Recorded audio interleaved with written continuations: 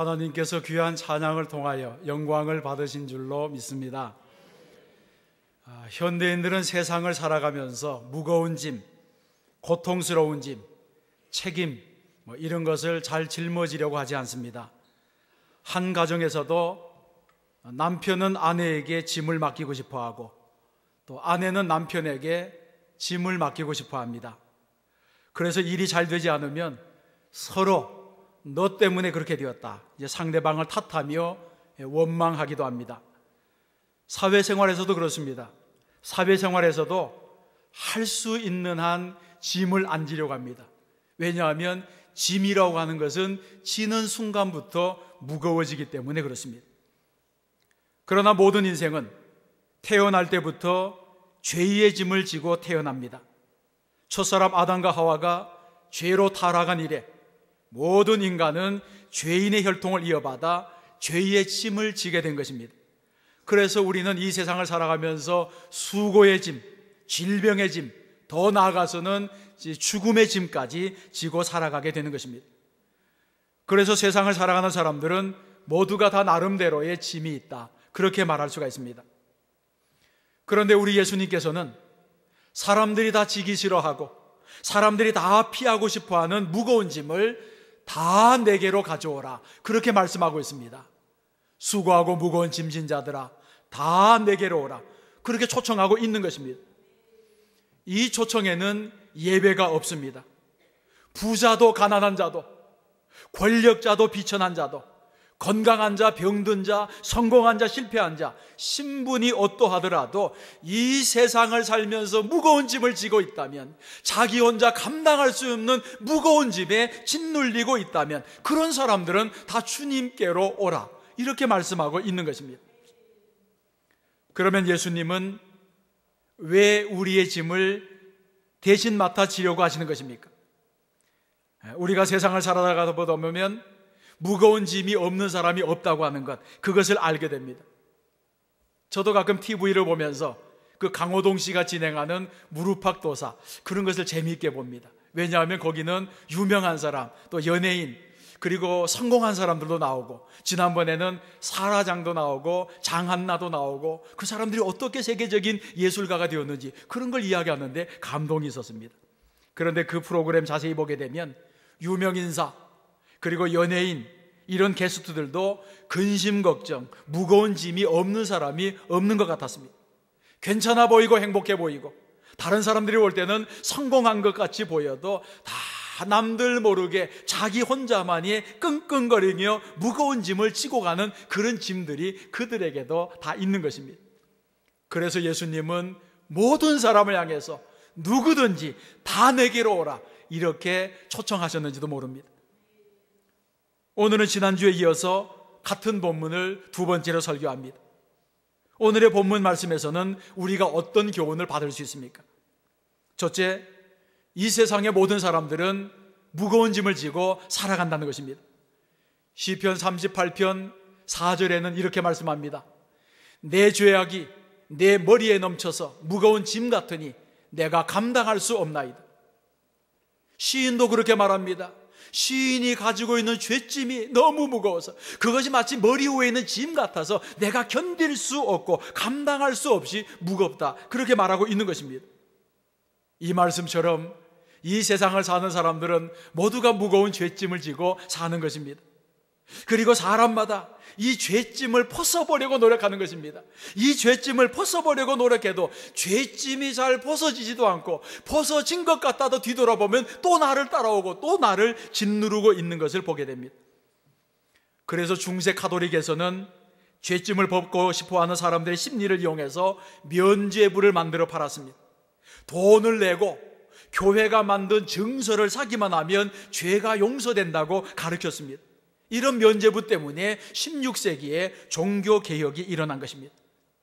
본래 카톨릭에서는 면죄부를 선한 일 많이 하고 착한 일 많이 한 사람에게 줬습니다. 그래서 착한 일을 격려하고, 또 그 사람들에게는 착한 일을 했기 때문에 공로 때문에 천국 가는데 도움이 되겠다, 그렇게 이제 증서를 주기 시작했습니다. 그런데 나중에는 기도 많이 한 사람에게도 증서를 주고, 로마의 베드로 성당 지을 때는 건축 헌금이 부족해서 헌금 많이 한 사람에게 증서를 주고, 처음에는 이제 그렇게 증서를 주다가 나중에는 지금까지 지은 죄만 용서받는 것이 아니라 이 증서를 받으면, 이 증서를 사면 앞으로 몇 년 동안 지을 죄를 또 용서받을 것이라 그렇게 또 말하면서 팔았습니다.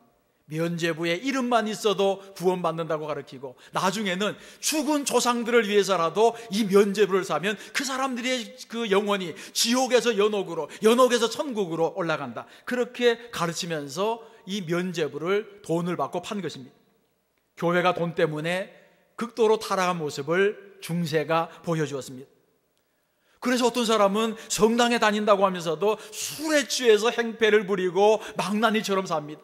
사람들이 묻습니다.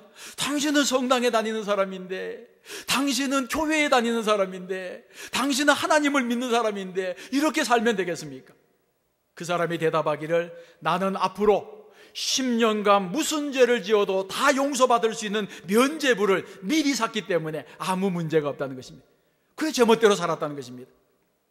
16세기의 종교개혁은 이와 같은 잘못된 믿음을 바로잡기 위하여 시작된 것입니다. 사람들은 죄를 지으면 죄책감에 시달리고, 사람들은 죄를 지으면 죄짐을 벗어보려고 합니다. 심판을 두려워합니다. 그런데 죄를 지어서 두려움이 오면 죄를 짓지 않으려고 노력해야 되는데, 오히려 사람들은 죄를 지은 다음에 피할 길을 찾으려고 분주한 것입니다. 이런 사람들의 심리를 이용한 것이 면죄부였다, 그렇게 볼 수 있습니다. 그러나 여러분, 인간의 죄짐은 이런 방법으로는 해결되지 않는 것입니다. 인간의 죄는 인간의 노력으로 씻어지지 않습니다. 먹보다도 더 검은 죄가 어떻게 흰 눈처럼 양털같이 휘어질 수 있겠습니까? 인간의 노력으로 죄를 씻으려고 한다면 이것은 마치 더러워진 흰 옷을 흙탕물에 빠는 것과 같아서 빨아도 깨끗해지지 않고 물에 담그면 담글수록 더 더러워지는 것입니다. 그러면 어떻게 해야지 우리의 죄가 씻어질 수 있습니까? 우리의 죄는 예수님의 보혈만으로 씻을 수 있는 줄로 믿습니다. 예수님의 보혈 외에는 방법이 없습니다. 왜 그렇습니까? 여러분, 피가 죄를 씻는 장면을 상상해 보세요. 우리 몸에는 매 순간 노폐물이 생겨납니다. 이 노폐물이 몸 밖으로 배출되지 않으면 우리 몸에는 독이 가득 차서 하루도 제대로 버틸 수가 없을 것입니다. 그러면 우리의 몸에 있는 노폐물과 독들이 어떻게 제거됩니까? 신장과 허파를 통해서 깨끗해진 적혈구가 온 몸을 돌아다니면서 더러운 것, 병든 것, 이런 것들을 다 운반해오고 청소해서 깨끗하게 만들기 때문에 우리가 건강하게 사는 것입니다. 그래서 모든 더러운 것들은 피가 아니면 씻어질 수 없는 것입니다. 하나님은 이 사실을 아시기 때문에 인간의 죄도 피로 씻어야 깨끗해진다고 하는 것을 가르쳐 주신 것입니다. 그래서 죄짐을 지고 허덕이는 인간들에게 예수님께서 말씀하시는 것입니다. 수고하고 무거운 짐진 자들아, 다 내게로 오라. 내가 너희를 쉬게 하리라. 이렇게 초청해 주시는 것입니다. 그렇습니다. 타락한 인간의 힘으로는 아무리 애를 쓰고 아무리 힘을 써도 죄짐을 벗을 수가 없고, 양심의 가책에서 벗어날 수 없고, 죄책감으로 자유로울 수가 없는 것입니다. 그래서 죄 문제를 해결할 수 있는 길은 오직 예수님 앞에 나와서 내 모든 죄를 주님 앞에 물같이 쏟아내버리고 내 모든 죄를 회개해야 되는 것입니다. 그 길밖에 없습니다. 주님이 도와주지 아니하시면 죄로부터 벗어날 수가 없는 것입니다. 이 사실을 알아야지 우리가 영적인 자유함에 이르게 되는 것입니다. 모든 인간에게는 부패한 본성이 있습니다. 겉으로는 근사하고 겉으로는 괜찮아 보이고 깨끗한 것 같아도 속으로는 부패한 탐욕이 있고 욕심과 방탕으로 가득 차 있는 것이 인간입니다. 그래서 우리는 괜찮게 사는 것 같아도 갈등하고, 다른 사람이 볼 때는 멀쩡한 것 같아도 내 속에 상처들이 있는 것입니다. 이뿐만이 아닙니다. 이 세상은 내 뜻대로 되지 않는 것들이 많습니다. 내가 원하는 대로 되지 않는 것이 많습니다. 내 소원이 이루어지지 않는 일들이 많습니다. 그래서 이런 세상에서 사람들이 스트레스를 받아서 심신이 연약해지는 것입니다. 그래서 마음의 병이 육체까지도 쇠약하게 만드는 것입니다. 여러분, 평생을 살아가면서 몸과 마음에 병이 들지 않는 사람이 어디 있겠습니까? 이처럼 우리는 일생을 살아가면서 죄의 짐, 질병의 짐, 생활고의 짐, 저주와 죽음의 무거운 짐, 이런 것을 지고 살아가는 것입니다. 그래서 내 무거운 짐을 맡길 곳이 있어야 할 줄 믿습니다. 이 짐을 대신 져주실 분이 있어야 된다고 하는 것입니다. 그래서 두 번째로 생각할 것은 모든 무거운 짐을 주님께 맡겨야 한다는 것입니다. 여러분, 혼자서 감당할 수 없는 무거운 짐을 진 사람들은 주님께 나와서 주님께 짐을 맡겨야 됩니다. 어린아이는 아무리 생각이 있어도 어른의 짐을 질 수가 없습니다. 어떻게 어린아이가 어른의 짐을 지겠어요? 그러나 아버지는 어린 자녀들의 짐을 질 수 있는 것입니다. 이것은 무엇을 말합니까? 내 무거운 짐도 나보다 능력이 많으신 분에게 그것을 맡기고, 그 짐을 능히 감당할 수 있는 분에게 그 짐을 맡겨야지 그 무거운 짐이 풀어지게 되는 것입니다.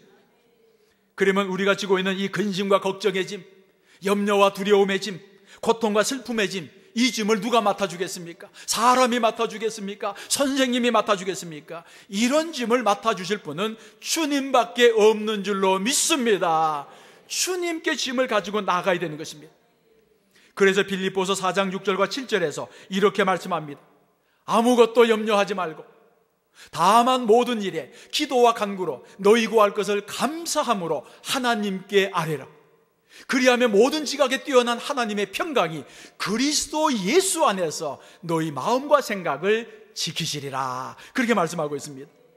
여러분, 이 평강은 하나님께로부터 오는 것입니다. 하나님께로부터 평강이 와야지 무거운 짐도 벗어지고 모든 염려가 물러가고 예수 그리스도 안에서 우리의 마음과 우리의 생각이 지켜지게 되는 것입니다. 켄터키 프라이드 치킨점에 서 있는 수염난 할아버지, 흰 양복, 아이보리 양복 입고 서 있는 그 할아버지는 이 프라이드 치킨점을 창업한 커넬 샌더스라고 하는 분입니다. 이분은 이미 벌써 오래전에 세상 떠났어요. 그런데 이분이 어떻게 이런 일을 하게 되었냐면 60세까지는 아주 잘 나가는 사업가였습니다. 식당도 잘 되고 그가 가지고 있는 마켓도 잘 되고, 그래서 그 도시에서 존경받는 부자였어요. 그리고 그 시장으로부터 표창을 받고 그렇게 살았어요. 그런데 하루아침에 사업이 기울기 시작했어요. 이 사람이 사업을 잘못한 것이 아니라 이 사람이 가지고 있는 레스토랑과 매장이 있는 그 앞에 고속도로가 생겼어요. 큰 길이 생기면서 자기 고객들이 길을 건너오지 못하는 거예요. 그러니까 이 식당만 동떨어져 있으니까 사람들이 오지 않아서 이 사업이 망하게 되었어요. 60세에 사업이 망하게 되었어요. 얼마나 고민했는지 알지 못해요. 60세가 되면 재계약이 어렵지 않습니까? 그래가지고 그것 때문에 막 신경이 예민해지고 막 그것 때문에 거의 뭐 정신병원에 들락날락거리고 정신적인 혼돈 상태에서 자살하려고 마음을 먹기까지 했어요. 재계할 수가 없었어요. 그런데 어느 날 늦잠을 자고 자리에서 일어나지 못했는데 창밖에서 찬송 소리가 들리는 거예요. 자기 집 부근에 교회가 있었는데 그 교회에서 누가 찬송을 부르는 거예요. 너 근심 걱정 말아라, 주 너를 지키리. 주 날개 밑에 거하라, 주 너를 지키리. 누가 찬양을 부르는 거예요. 그 찬양 소리에 귀가 번쩍 깨어가지고 옷을 주섬주섬 입고 누가 찬양을 부르나 싶어가지고 교회로 가본 거예요. 교회로 갔더니 거기에 웬 미친 여자가 머리 하나 다 풀어헤치고 거기 앉아서 그걸 부르고 있는 거예요. 그런데 지금 자기도 거의 미쳐가고 있는데 미친 여자가 찬양 부르는 모습을 보니까 너무 마음이 슬퍼진 거예요. 그래가지고 그 여자 옆에 앉아서 통곡하기 시작했어요. 오만 것이 생각나면서 통곡을 했어요. 근데 이 사람이 본래 순복음교회 교인이었어요. 그러니까 마음에 신앙의 불꽃이 남아있었던 거예요. 한참 통곡을 하다가 기도가 나오기 시작했습니다. 어떻게 기도했냐면 이렇게 기도했다는 거예요. 하나님, 내가 하나님 없이 60년을 살다가 이 꼬라지가 되었습니다. 주님, 나를 살려주세요. 나를 건져주세요. 나를 지켜주세요. 막 그렇게 기도가 됐다는 거예요. 그러면서 그 옆에서 울고 통곡하면서 기도했는데, 그 기도하고 난 다음에 마음이 상쾌해지면서 정신이 맑아지고 그 정신적인 질병에서, 그러니까 무슨 우울증 같은 게 오지 않았겠어요. 그런 것들이 이제 떠나가기 시작한 거예요. 그 후에 이분이 본래 손맛이 있었기 때문에 켄터키 프라이드 치킨을 만들었어요. 그런데 뭐 구멍가게 가든 치킨점 해가지고는 옛날에 하던 사업을 회복할 수 없잖아요. 그래서 요즘으로 말하면 혁신적이죠. 그 당시로는 프랜차이즈를 하려고 마음먹었어요. 자기가 특허권을 가지고 자기가 재료를 공급하고 수많은 식당에서 이것을 영업할 수 있도록 그걸 하기로 마음먹고 65세 나던 해부터 이제 그 프랜차이즈를 가맹점을 구하기 위해서 식당마다 돌아다닌 거예요. 그분이 2년 동안 돌아다니면서 1,009군데에서 거절을 당했어요. 2년 동안 계약을 한 건도 하지 말고 못하고 가는 곳마다 박대당하고 미친 사람 취급당하고 물가까지 뒤집어쓰고 욕을 얻어먹고 핀찬 듣고 훈계받고 그러면서 2년 동안 1,009군데를 돌아다녔는데 한 군데도 계약된 데가 없는 거예요. 여러분 얼마나 낙심할 만한 일이겠습니까? 그런데 놀라운 것은 1,010번째 집에서 이 프라이드 치킨을 먹어본 주인이 너무 좋으니까 우리 가게에다가 물건을 공급해 달라고 했어요. 이것이 바로 프랜차이즈 1호점이었습니다. 그 후로 어떻게 됐습니까? 지금 전 세계 80여 개 국가에 1만 3천 개의 매장을 가진 대국제적인 이 식품 회사가 되지 않았습니까? 이분이 나중에 성공하고 난 다음에 간증하러 다니면서 이렇게 말했어요. 훌륭한 생각, 멋진 아이디어를 가진 사람은 무수히 많습니다. 그러나 행동으로 옮기는 사람은 드뭅니다. 저는 남들이 포기할 만한 일을 포기하지 않았습니다. 슬픈 현실을 바라보지 말고 멋진 미래를 꿈꾸세요. 그리고 그 꿈이 이루어질 때까지 앞만 보고 달려가세요. 인생 최대의 난관 뒤에는 인생 최대의 성공이 숨어 있습니다. 그렇게 말하면서 자기 성공에 간증하기 시작했어요. 이분이 이제 그 사업이 안정되고 난 다음에는 그 일들을 다 직원에게 맡기고 자기의 모든 사업을 주님께 맡기고 그 다음부터는 전 세계로 자기 전용기를 가지고 전도하고 간증하러 돌아다니기 시작했습니다. 그리고 노년의 삶이 너무나 인생 역전의 표본이 되면서 즐거운 행복한 삶을 살고 세상을 떠난 것입니다. 그렇습니다, 여러분. 모든 염려를 주님께 맡겨야 됩니다. 그래야지 근심과 걱정의 짐, 염려와 두려움의 짐 이런 거 벗어버리고 모든 스트레스 벗어버리고 건강해지는 것입니다. 한번 주님께 맡겨보시기 바랍니다. 한 번 맡겨서 성공하면 2번 맡기고 2번 맡겨서 성공하면 계속 맡기고 하나님의 은혜가 임하는 것을 체험하게 되는 것입니다. 제가 유럽에서 목회할 때에 한국에서 강사 목사님들을 모시면 공항에서 입국할 때부터 다시 공항으로 출국할 때까지 잠자는 시간 외에는 함께 있었습니다.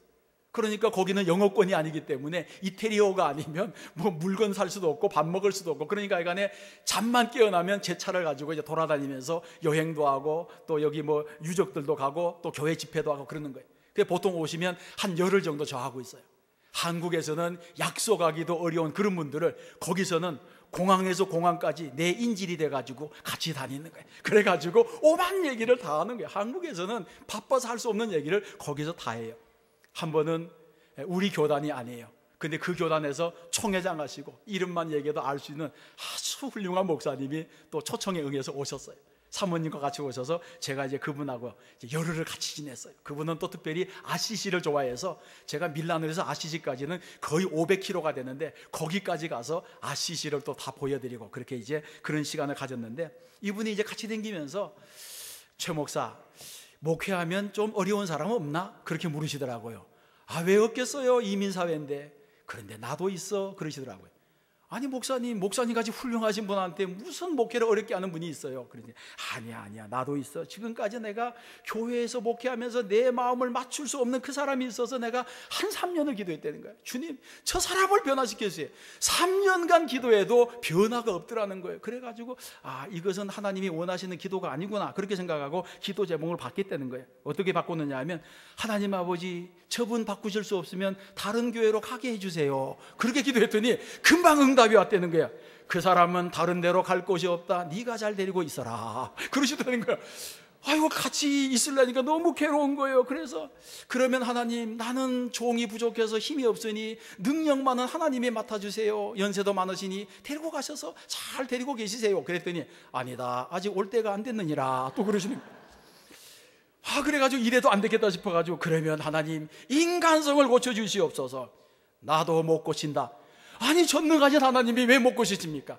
나도 못 고쳐서 십자가에서 죽었느니라. 너도 고칠 생각하지 말고 그 사람에게 맞춰서 살아가라. 그러더라는 거예요. 그런데 이분이 그 기도의 응답을 받고 마음이 시원해졌대요. 마음이 시원해져서 그동안에는 교인들이 성격도 다르고 그 뜻을 다 맞추기 어려워서 고민하고 잠 못 자고 그랬는데, 이 기도하고 나서 주님이 나도 못 감당해서 십자가에 못 박혔다 그 소리 듣고 난 다음에는 자기 모든 짐을 우리 주님께 맡기고 목회의 짐까지 주님께 맡겼더니까 그 다음부터 목회가 가벼워졌다고 하는 것입니다.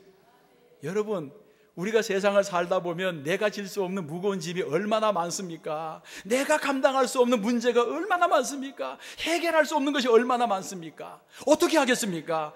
전능하신 주께 나아가서 맡겨야 할 줄로 믿습니다. 성경에 보게 되면 할 수 있거든이 무슨 말이냐? 믿는 자에게는 능히 하지 못할 일이 없느니라. 내게 능력 주신 자 안에서 내가 모든 것을 할 수 있느니라. 그렇게 말씀하잖아요. 그 말씀에 아멘 하면서도 내 믿음이 부족해서 자꾸 인간적으로 생각하면서 하나님의 수준을 내 수준으로 끌어내리기 때문에 하나님의 능력의 역사가 막히는 것입니다. 내가 못하는 것이라고 하나님도 못하는 것이 아닙니다. 내가 못하는 것을 하나님께 맡기면 여호와께 능치 못할 일이 있겠느냐, 이렇게 말씀하시는 대로 이루어 주실 줄로 믿습니다. 주님께 모든 무거운 짐을 맡기는 저와 여러분 되시기를 바랍니다. 세 번째로 생각할 것은 온유한 자가 복을 받는다고 하는 것입니다. 우리의 짐을 대신 맡아주신 예수님께서 뭐라고 말씀합니까? 나는 마음이 온유하고 겸손하니 나의 멍에를 메고 내게 배우라. 그리하면 너희의 마음이 쉼을 얻으리니 이는 내 멍에는 쉽고 내 짐은 가벼움이라. 그렇게 말씀했습니다. 예수님이 어떤 사람의 짐을 지십니까? 온유하고 겸손한 자의 짐을 져주시고, 온유하고 겸손한 자가 주님 앞에 나오면 마음에 쉼을 얻는다고 하시는 것입니다. 또 성경에서는 말씀하기를 온유한 자가 땅을 차지한다고 했습니다. 여러분, 우리 주변에는 온갖 나쁜 것들이 항상 줄을 서서 나를 틈타고 들어오려고 기다리고 있습니다.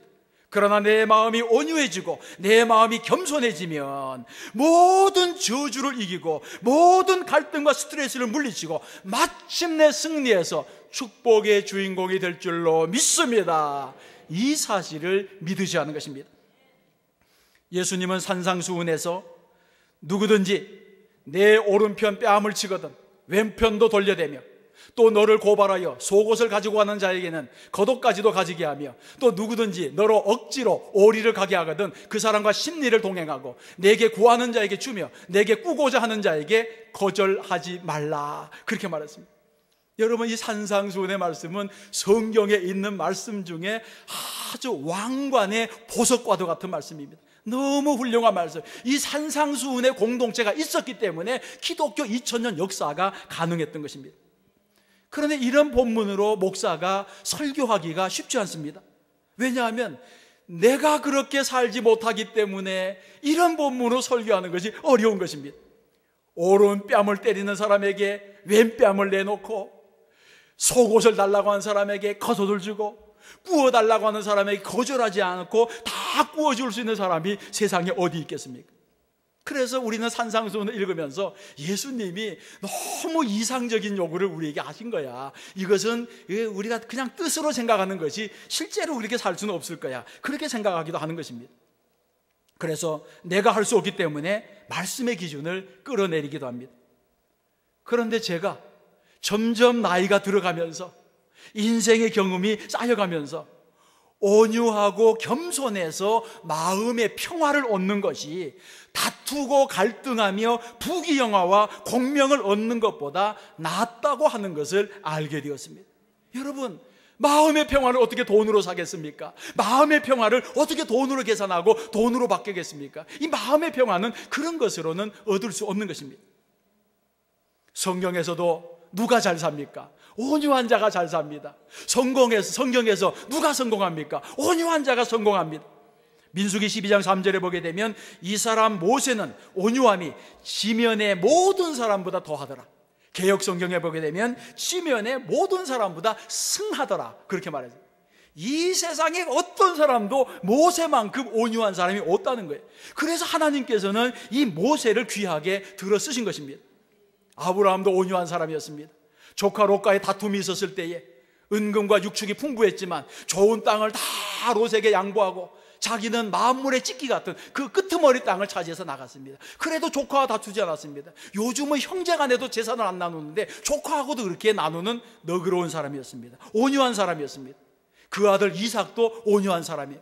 블레셋 사람들이 우물을 뺏으면 또 물러가서 새로 우물을 파고, 그 우물을 뺏으면 또 물러가서 새로 우물을 파고, 3번씩이나 그런 일을 되풀이하니까 나중에는 블레셋 사람까지 굴복하지 않았습니까? 이런 일들은 온유한 사람이 아니면 할 수가 없는 것입니다. 그렇습니다. 하나님이 귀하게 보는 사람은 온유한 사람입니다. 요셉도 온유한 사람이었고, 다윗도 온유한 사람이었고, 예수님은 일생을 온유하게 사셨습니다. 요한복음 1장 29절에 보게 되면 예수님을 향해서 말씀합니다. 보라, 세상 죄를 지고 가는 하나님의 어린 양이로다, 그렇게 말했습니다. 실제로 우리 예수님은 얼마나 온유한지 털 깎는 자 앞에 양처럼 잠잠했다는 것입니다. 제가 농촌에 살 때에 염소와 양을 길러봤습니다. 염소와 양은 성질이 다릅니다. 근데 이 양을 길렀는데, 양을 뉴질랜드 면양을 길렀어요. 이 뉴질랜드 면양은 털 깎는 양입니다. 겨울에 털이 아주 북대기같이 자랐다가 이제 봄이 지나가면 여름 맞기 전에 털을 깎아줘야 돼요. 안 그러면 털이 빠져가지고 막 감당을 못하죠. 그리고 그 털을 깎아주면 털을 또 사가는 사람이 있었어요. 그래서 이제 양을 기르는데 요즘은 보니까 기계로 깎더라고요. 머리 바리깡으로 깎듯이 쫙 깎으니까 금방 털이 깎아지는, 홀랑 깎아지는데, 옛날에는 가위로 깎았습니다. 옛날 가위는 아시죠? 무쇠로 만든 거.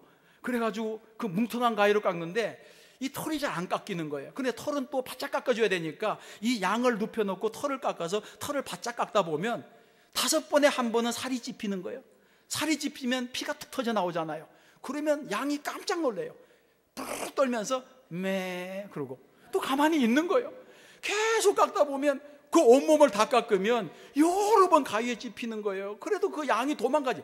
개 같으면 물고 달라들었을 것 같아요. 아니 뭐 말 같았으면 뒷발로 차고 도망갔을 텐데, 양은 그렇지 않고 끝까지 누워있는 거예요. 다 깎고 나가지고 엉덩이 탁 때려서 이렇게 세우면 온몸이 울긋불긋한데 그래도 매 하고 그냥 가는 거예요. 성경에 보니까 양은 예수님처럼 온유하다고 했는데 예수님이 십자가에서 저렇게 온유하셨구나, 제가 그 생각을 한 거예요. 여러분, 창조 세계에서도 온유한 것들이 잘 됩니다. 새들을 보세요. 새들은 위에서부터 먹어 내려오는 거예요. 독수리가 가장 강하고, 그 다음에 매, 솔개, 부엉이들이 자기보다 약한 것들을 잡아먹으면서 지금 생존하는 거예요. 자꾸 잡아먹으면서 밑으로 내려오는 거예요. 그런데 여러분, 나중에 보세요. 어떤 것이 번성해요? 새들을 잡아먹는 독수리, 매, 부엉이는 자꾸 줄어들지만 잡아먹히는 까치, 비둘기, 참새, 종달새는 수십만 마리가 군무를 이루어서 날아다니는 거예요. 온유한 것들은 하나님이 먹이시고 온유한 것들은 하나님이 길러주시는 거예요. 호랑이, 사자, 불곰, 늑대, 이런 짐승들은 용맹하지만 지금 거의 멸종 위에 처하지 않았습니까? 그런데 잡아먹기는 사슴, 노루, 토끼, 얼룩말은 날마다 번성하고 있는 거예요. 바다도 마찬가지입니다. 큰 물고기는 점점 작아져요. 근데 작은 물고기는 점점 많아져요. 여러분, 우리가 멸치를 먹을 때 한 입에 몇 마리를 먹습니까? 셀 수 없이 많이 먹는데 오늘날도 셀 수 없이 많은 멸치가 잡히잖아요. 고래는 귀해졌지만 멸치는 흔해진 거예요. 이건 무엇을 말하는 거예요? 하나님께서 만드신 생명은 곤충이든 식물이든 동물이든 물고기든 온유한 것이 번성하고 온유한 것이 평화로워지는 것입니다. 다른 것을 해치고 다른 것을 잡아먹는 짐승은 강한 것 같아도 멸종하게 되는 거예요. 그러므로 여러분, 온유한 자가 복을 받는다고 하는 이 사실을 믿으시기 바랍니다. 예수님께서 말씀했습니다. 온유한 자는 복이 있나니 그들이 땅을 기업으로 받을 것이며, 사랑의 뿌리도 온유에서 나오는 것입니다. 온유한 성도, 온유한 국민, 온유한 나라가 복을 받습니다. 북한이 복을 받겠습니까? 저렇게 강박한데 온유한 우리가 복을 받는 줄로 믿습니다. 온유한 자가 주 안에서 쉼을 누리는 것입니다. 온유와 겸손을 가지고 인생을 살아가게 되면 분노와 원한과 미움이 다 사라지는 것입니다. 모든 무거운 짐을 하나님께 맡기기 때문에 평안을 얻는 것입니다. 부정적인 도전에 응전하지 않는 것입니다. 그래서 스트레스로부터 해방되는 것입니다. 하나님은 온유하고 겸손한 자의 편에 서시기 때문에 마침내 그 사람이 승리하는 줄로 믿습니다. 온유한 저와 여러분 되시기를 주의 이름으로 축원합니다. 사랑하는 성도 여러분, 예수님께서는 수고하고 무거운 짐진 자들아 다 내게 오라 이렇게 말씀하시면서 나의 멍에를 메고 내게 배우라고 했습니다. 그리고 또 말씀하시기를 이는 내 멍에는 쉽고 내 짐은 가볍다 그렇게 말씀했습니다. 예수님은 세상의 무거운 짐은 예수님께 다 맡겨버리고 이제 예수님께 예수의 멍에를 받아서 그 멍에를 메라는 것입니다. 여러분, 멍에는 일하기 위해서 메는 거잖아요. 우리 무거운 짐을 벗겼으면 그것으로 다 됐지 왜 우리에게 멍에를 메라고 하는 것입니까? 성경에 보게 되면 예수님의 멍에는 순종의 멍에, 섬김의 멍에, 그리고 십자가의 멍에, 예수님이 주시는 그의 멍에잖아요. 왜 우리에게 멍에를 지라고 하는 것입니까? 옛날에 우리 할머니들이 하루 종일 손주를 업고 다니는데 허리 아픈 줄 모르고 즐거워했어요. 손주를 등에 업고 허리 아프다고 불평하는 할머니는 내가 만난 적이 없어요. 왜 그런 거예요? 그 시간에 같은 무게의 짐을 지고 하루 종일 다니라고 하면 얼마나 허리가 아프겠어요. 그런데 사랑하는 손주를 사랑하는 마음으로 업으니까 허리 아픈 것이 없는 거예요. 창조 이야기에 이런 말이 있습니다. 하나님이 새를 만드시고 날개를 달아주셨어요. 그랬더니 새들이 불평하기 시작했어요. 하나님, 나는 몸통도 자그만하고 이 발도 실내기만한데 이렇게 무거운 날개를 주셔서 내가 무거워서 걸을 수가 없습니다. 하나님께서 새들에게 날개를 움직여서 날아 올라가라고 했습니다. 새들이 날개짓을 배우고 난 다음에 창공을 날기 시작했어요. 무거운 짐과 같았고 불필요하고 거추장스러웠던 날개로 하나님이 만드신 창공을 날게 된 거예요. 여러분, 혹시 예수를 믿고 멍에를 메신 분이 있습니까? 수고하고 무거운 짐진 자들아 다 내게로 오라 내가 너희를 쉬게 하리라. 그래서 교회에 왔는데 교회에 오니까 주일 지켜라, 성경 읽어라, 기도해라, 전도해라, 11조 바쳐라, 봉사해라. 아이고 무거워서 나는 넘어지겠어요. 이런 마음이 드는 분이 있습니까? 주님께서 이런 분들에게 말씀합니다. 내 멍에를 움직이라는 거예요. 신앙에 날개를 주었으니 날개를 움직여서 날아가는 법을 배우라는 것입니다. 그때 우리 신앙의 멍에는 쉽고 가벼워지게 될 줄로 믿습니다. 그래도 어떤 분은 그래도 하나님 나는 나이가 많이 들어서 날개가 무거워요 그런 분이 있을 거예요. 그런데 여러분, 독수리는 말이죠, 한 40년 날다가 늙어서 날개가 다 굳어지면 높은 절벽에 가서 자기 부리로 자기 날개를 다 뜯어내는 거예요. 그래가지고 새 날개가 나기를 기다리는 거예요. 새깃이 나면 20년을 더 사는 거예요. 할렐루야. 어떻게 안 좋아하세요? 20년 더 사는데. 그렇기 때문에 하나님 내 날개가 무거워요, 늙었어요 그러면 깃털 다 뽑아버리고 새 깃털 달라고 기도하시기 바랍니다. 하나님께서 새로운 인생을 열게 하시고 새 힘 주시고 승리있게 하실 줄로 믿습니다. 예수님의 멍에가 무거운 분들은 부지런히 교회 와야 됩니다. 낮에도 오고 새벽에도 오고 주님 앞에 와서 힘차게 날개짓하는 것을 배워야 되는 것입니다. 우리의 인생은 짧고 세월은 빨리 갑니다. 이 짧은 세상 살아가면서 인생의 무거운 짐 내가 다 지고 어떻게 쩔쩔거리고 살겠습니까? 하나님의 집인 교회에는 쉼이 있습니다. 보화가 있습니다. 치유와 회복이 있습니다. 교회는 짐을 내려놓는 것이에요.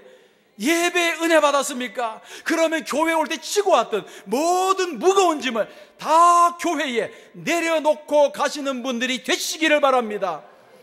예수님의 멍에가 무겁습니까? 그렇지 않습니다. 약속이 있고 소망이 있으면 결코 무겁지 않습니다. 예수님과 함께 멍에를 메면 내 삶의 짐, 내 죄의 짐, 내 고난의 짐은 예수님께로 다 넘어가고 내 멍에가 가벼워지는 것입니다. 그래서 주님이 말씀합니다. 다 내게로 와라. 내가 너희를 쉬게 하리라. 내 멍에는 쉽고 내 짐은 가벼움이라. 여러분, 짐이 없어지는 것이 아닙니다. 짐이 가벼워진다는 것입니다. 오늘도 이 세상에서 무거운 짐을 지고 지친 사람들을 주께로 인도하는 전도자들이 되시기를 바랍니다. 삶의 무게에 눌려서 쓰러지고 넘어진 사람들을 참 소망이신 예수님께로 데리고 나오는 복음 전하는 사람 되시기를 바랍니다. 영혼 구원의 전도를 여러분 두려워하지 마세요. 여러분 전도해 보세요. 어떤 사람은 이렇게 말합니다. 왜 이제 오셨어요? 나도 진정 예수 믿고 싶은데 아무도 나에게 교회 가자고 말한 사람이 없어요. 너무 감사해요. 이런 사람을 만나게 될 줄로 믿습니다. 내 무거운 짐, 내 주변 사람의 무거운 짐을 다 주님께로 가지고 나오는 복된 분들이 되시기를 주님의 이름으로 축원합니다. 기도하겠습니다.